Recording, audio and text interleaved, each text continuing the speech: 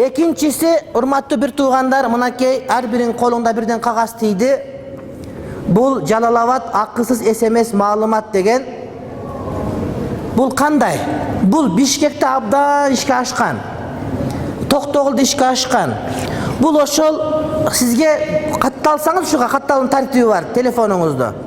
Каттап алсаңыз сизге аяттар, хадистер келип турат, кыргызча мааниси менен. Жаңылыктар келип турат сизге. Аба ырайы келип турат. Жанагы акчанын курсу келип турат. Анан жумуштар келип турат. Жумушка кире албай аткандар жазат. Же бир нерсе керек дегенде реклама беришет. Айтор мусулмандардын иш аракети.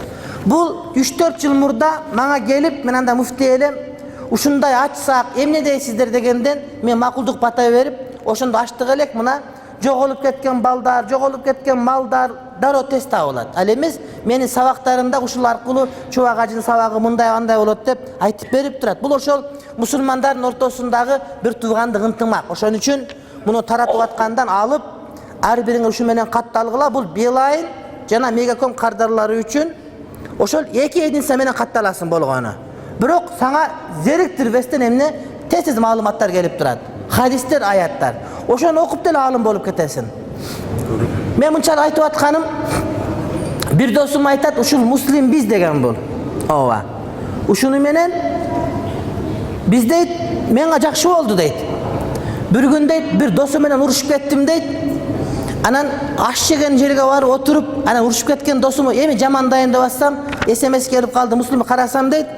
Адамдын эң эле жаманы ошол капалашып калган досун жамандаган деген бир маалымат келтиришти дейт. Окуп алып дейт, жана ниетимен кайттым дейт. Астагфирулла деп дейт да. Анан 3 күндөн кийин дагы бир SMS келип калды дейт.